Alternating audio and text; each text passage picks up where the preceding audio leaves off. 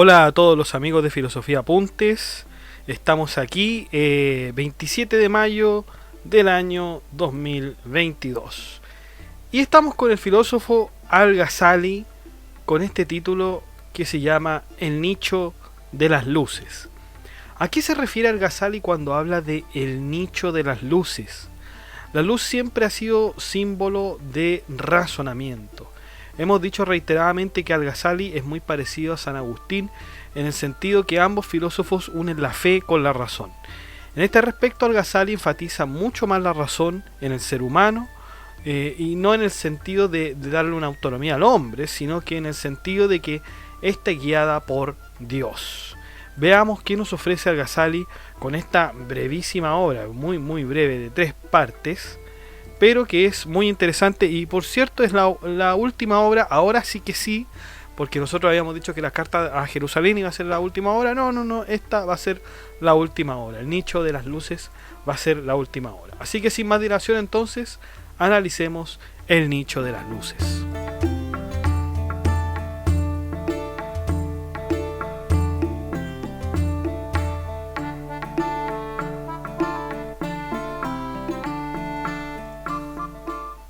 Bueno, en la parte 1 tenemos el estudio preliminar de la luz. Tenemos los diversos conceptos de luz que nos ofrece Al-Ghazali. En primer lugar tenemos la luz sensible o física, que es aquella luz que podemos ver normalmente en nuestra vida cotidiana. Esa luz que aparta la oscuridad y nos permite claramente apreciar los objetos. Como una definición clara, Al-Ghazali define la luz diciendo que es aquello que es claro por sí mismo y ayuda para hacer clara otras cosas. Esa es la luz sensible o física. Vamos con la luz del ojo normal. Tenemos dos cosas importantes. La luz en sí misma, qua, y la percepción de quien la recibe, espíritu. El ojo sensible, que está en el cuerpo del ser humano, es imperfecto y defectuoso. Muchas veces puede ver lo que está cerca o lejos, o lo que está lejos, pero que en realidad es cerca. Y otras muchas no puede ver. Existen 7 defectos que la luz del ojo contiene. El primer defecto es que el ojo no se percibe a sí mismo. Esto era un problema, de hecho, no un problema, pero una apreciación de Aristóteles también, de que el ojo no se puede ver a sí mismo, ni por cierto que no se percibe. Segundo defecto, el ojo no puede ver lo que está muy cerca suyo, ni lo que está muy lejos suyo. Tercer defecto, el ojo no puede ver lo que está más allá de los cielos. Solo la inteligencia puede saber lo que está más allá de los cielos, que es el reino de Dios. Cuarto defecto, el ojo no puede ver el contenido de las cosas cuando están cubiertas. Por ejemplo, el ojo no puede ver los interiores de una casa que está cerrada por fuera. Quinto, el ojo solo puede ver una fracción de las cosas que existen. Por ejemplo, no ve la totalidad del color blanco que un objeto puede tener, al igual que los otros colores. Sexto defecto, el ojo solo puede ver lo que es finito y no lo que es infinito. Último defecto es el séptimo, el ojo puede confundir lo que es alto con lo que en realidad es bajo. Como podemos ver, el ojo tiene inmensos defectos con los cuales no podríamos fiarnos de una realidad total, sino que de una realidad más bien parcial. La luz de la inteligencia. Esta es la única que merece ser llamada luz, porque es la más importante. Su razón es muy simple. La inteligencia puede superar todos los defectos del ojo.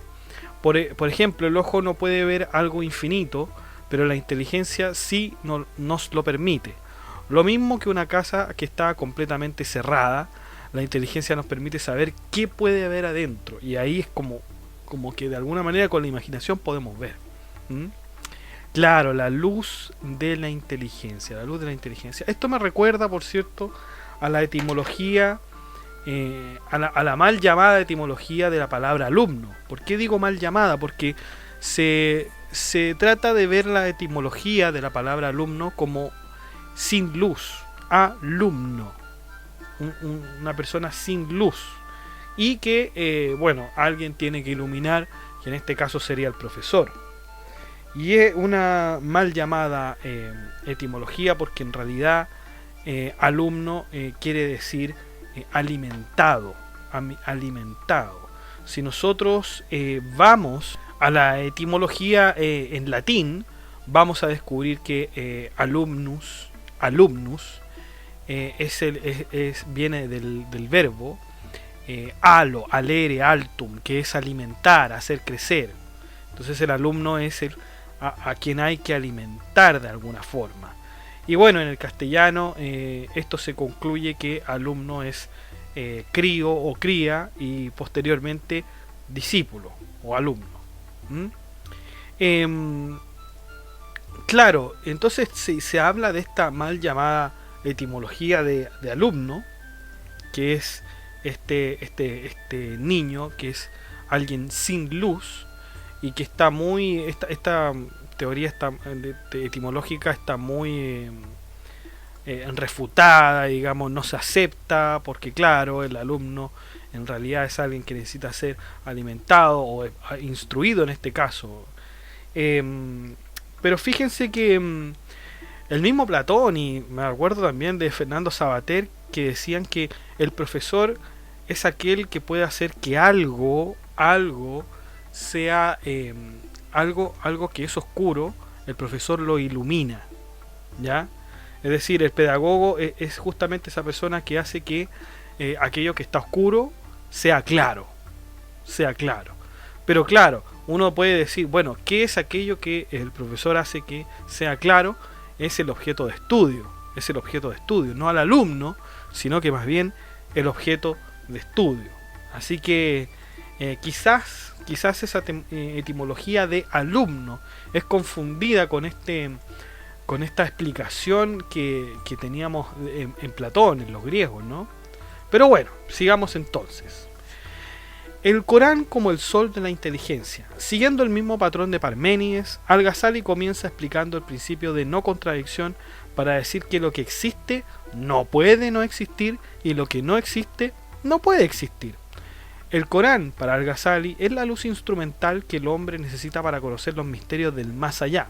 Solamente aquel que es inteligente podrá comprender el Corán, por lo que la razón es siempre querida. La razón no es algo a lo que hay que rechazar, de acuerdo con Al-Ghazali. Las luces del mundo sensible y del mundo invisible. Por supuesto, existe un mundo visible y otro invisible. Esto lo podemos comparar con el mundo sensible e inteligible de Platón, donde existe en cada uno una luz. La luz del mundo visible es por supuesto el sol, mientras que el sol del mundo indivisible es el mismo Dios. Sin embargo, estos dos mundos no están separados, pues el mundo invisible, o también llamado mundo celestial, está por sobre el mundo visible o mundo terrenal. Es decir, el mundo celestial es de alguna manera trascendente y no abandona el mundo terrenal, mas el mundo terrenal no trasciende al mundo celestial. La prueba de que el mundo celestial está presente en el mundo terrenal es la existencia de los profetas, pues ellos son llamados iluminados, y esta iluminación se otorga por la luz del mundo celestial. La fuente de la luz celestial. Todo lo que viene a la existencia viene por algo que existe, es decir, nada puede venir de la no existencia. El Hijo viene del hombre y los dos son seres existentes. No porque el Hijo no haya existido en un determinado tiempo y luego exista, se entiende que el Hijo vino del no ser, pues su existencia exige un ser que le pueda dar existencia, un ser que sea, valga la redundancia. Por lo tanto, fíjense cómo va, cómo es que Al-Ghazali lleva mucho más allá la teoría de Parménides. Parménides decía, no, es que lo que existe, existe, y lo que no existe, no existe. Claro, después vendría Aristóteles a decir, pero lo que pasa es que hay una potencia, pasa algo del no ser al ser y del ser al no ser. Hay una potencia, hay una transición que ocurre para que el ser se junte o no se junte. Me refiero a que pase de ser a no ser, o del no ser a ser. Hay una potencia. Al-Ghazali dice no hay ninguna potencia. Lo que existe, existe, y lo que es, y lo que no existe, no es. Y no existe, ¿no? ¿Y qué quiere decir esto? Bueno, que hay un estado permanente de existencia. Fíjense acá, voy a repetir lo que dijo. no porque el Hijo no haya existido en un determinado tiempo y luego exista, se entiende que el Hijo vino del no ser, pues su existencia exige un ser que le pueda dar existencia, obviamente. O sea, el Hijo no vino de un no ser, vino de un ser. Y eso, no, en eso no hay potencia. En eso no hay potencia, porque del ser vino el ser. El aspecto de la luz de Alá. La luz, ya sea del cielo o la tierra, es perteneciente a Alá. Y no existe luz aparte de esta. Esta es una luz que trasciende los dos mundos y además es la principal, es decir, aquella que da la vida a todos los seres, sean terrenales o celestiales. La luz también está presente en el mundo terrenal. Muchos hombres dicen que la luz es solo una combinación de colores, pero si lo analizamos de la siguiente manera, veremos que es más que aquello. Sabemos que de día podemos observar todos los objetos, sin embargo, cuando el sol se va y llega a la oscuridad, el color que predomina es el negro, a pesar de que las cosas tengan un color definido. No obstante, pese a que no se ven los colores, en la oscuridad podemos distinguir cierta claridad. Dicha claridad parece ser impregnada a las cosas, incluso cuando está oscuro. Esa es la luz que solo puede dar Alá. Y aquí terminamos la primera parte de nuestro texto. Vamos al segundo, que es la ciencia del simbolismo. Los simbolismos a los que Al-Ghazali se refiere son el nicho, la lámpara, el vidrio, el árbol, el aceite y el fuego. El nicho, la lámpara, el vidrio, el árbol, el aceite y el fuego. Sin embargo, antes de empezar, el filósofo propone dos métodos de investigación.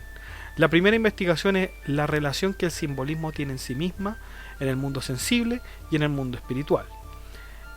Segunda investigación, los grados de los espíritus hechos del barro y el grado de luz que poseen. Entonces tenemos dos mundos. La manera de llegar al mundo celestial debe hacerse a través del mundo terrenal. Para llegar a él se deben traspasar lo que Al-Ghazali llama el Santo Valle.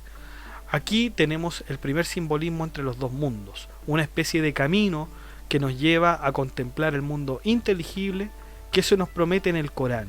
Dicho valle representaría ese árbol, el árbol, ¿no? Simbolismo en la Biblia. La historia de Abraham contiene ciertos simbolismos que provienen de los mismos ángeles. Recordemos que Abraham estuvo a punto de matar a su propio hijo Isaac y un arcángel fue quien lo detuvo. Ojo, era Isaac, aunque en la cultura musulmana se decía que era Ismael, al que casi, ¿no es cierto?, había asesinado. Por supuesto, el simbolismo de la mismísima fe en que Abraham confió su hijo al designio de Dios. Si queremos observar el simbolismo de Dios en el mundo circundante, lo podemos ver a través del sol, de las estrellas y de la luna. Si ese es el símbolo de Dios, entonces el símbolo para los profetas es la lámpara, pues ellos son las luminarias de este mundo. La inspiración que tienen estos hombres es representada por el fuego de una lámpara, pues esa es la fuente de la luz que emite. El aceite con que se prende el fuego sería la sustancia de la iluminación. Tenemos también el simbolismo del vidrio que Al-Ghazali asocia con la transparencia del conocimiento. Para los profetas e iluminados, el mundo es un vidrio transparente, ya que estos conocen todos los secretos por medio de la luz. Facultades del espíritu. En el Corán se pueden apreciar 5 clases de espíritus. El espíritu sensorial, que es el recipiente de la información extraída de los sentidos. El de la imaginación, el espíritu inteligente, el espíritu discursivo, que toma la información de la razón pura para luego informar al conocimiento de tales razonamientos, y el espíritu trascendente profético, que es el propio de los profetas y algunos santos. Este espíritu trata sobre las profecías dictadas en la Torá y sobrepasa la imaginación y la razón. Un ejemplo de esto, por supuesto, son las profecías y la poesía, que son consideradas inspiraciones divinas. Tal y como lo diría Al-Farabi y Avicena, al parecer Al-Ghazali acuerda con estos filósofos diciendo que el conocimiento está por sobre la fe, pero que la experiencia mística está por sobre el conocimiento. Si lo pusiéramos en nivel de superioridad, sería algo así. En primer lugar tenemos la experiencia mística. Eso es lo primero. En segundo lugar tenemos el conocimiento y en tercer lugar tenemos la fe. Y obviamente la experiencia mística está por sobre el conocimiento y la fe porque los contiene a los dos. Vamos con nuestro libro tercero, la aplicación de la luz. Perdón, la parte 3 en realidad, la aplicación de la luz.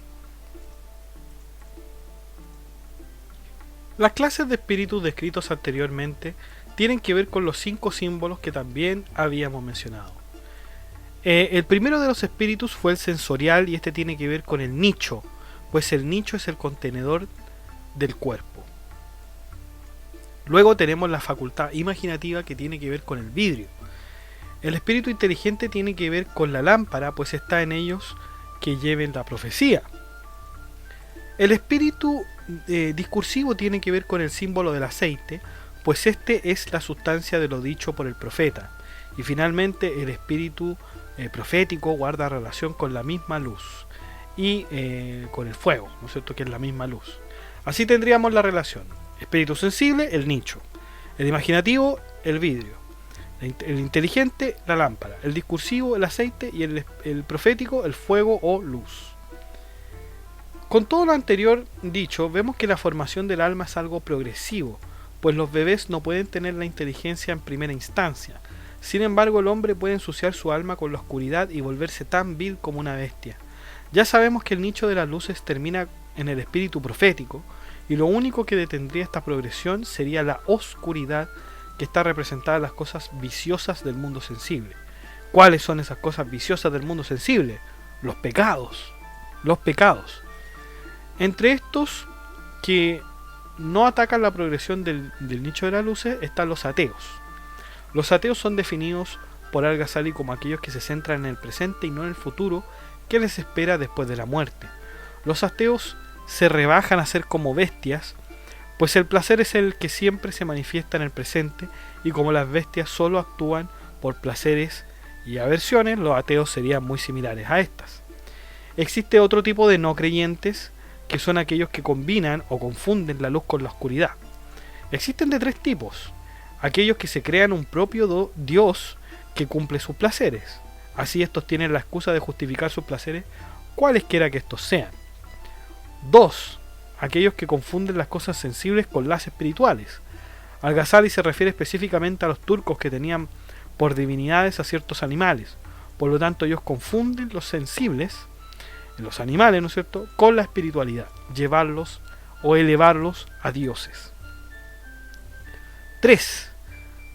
Aquellos que exigen que Dios debe ser entendible a la percepción sensible. De lo contrario, no se podría creer. Típico: bueno, yo no creo en Dios porque no lo puedo ver.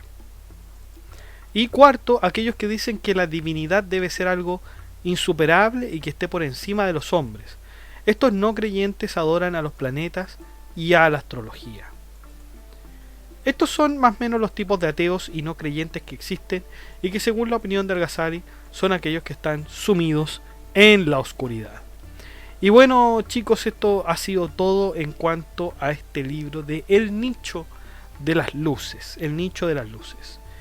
Me sorprendió el giro que dio el término de este tratado. Primero se habló de todo lo que se describe como las luces, pero no contaba con que se hablara también del ateísmo y de la no creencia en los dioses. Esto podría ser un elemento que San Agustín no abordó de manera tan clara y concisa como Al-Ghazali. Aunque igual San Agustín abordó todas las herejías de su tiempo al menos, y eso es un gran mérito, ¿no?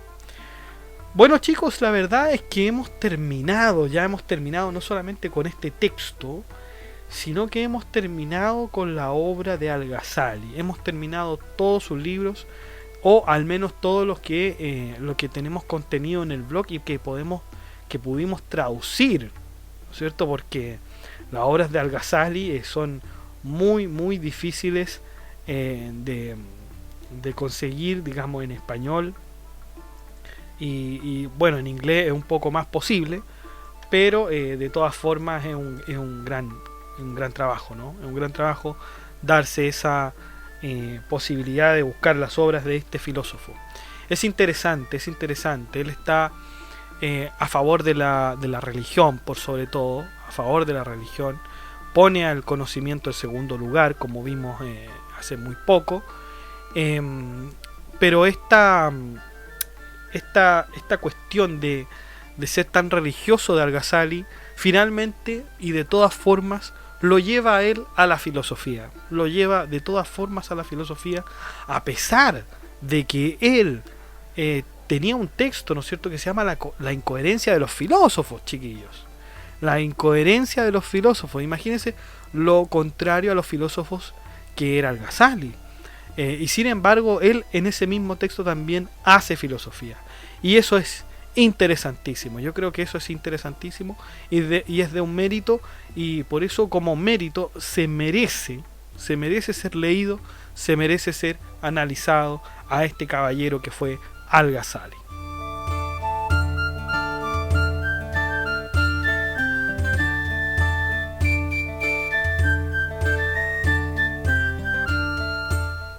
Bueno, chicos, y eso ha sido todo. Muchas gracias por escuchar este podcast. Si le ha gustado, dé like, comente, comparta, suscríbase, acceda al blog que está en la descripción del video, haga su aporte en la cuenta PayPal, o también puede hacerlo a través de Patreon, en esa red social donde también se hacen aportes. Que estén muy bien, cuídense,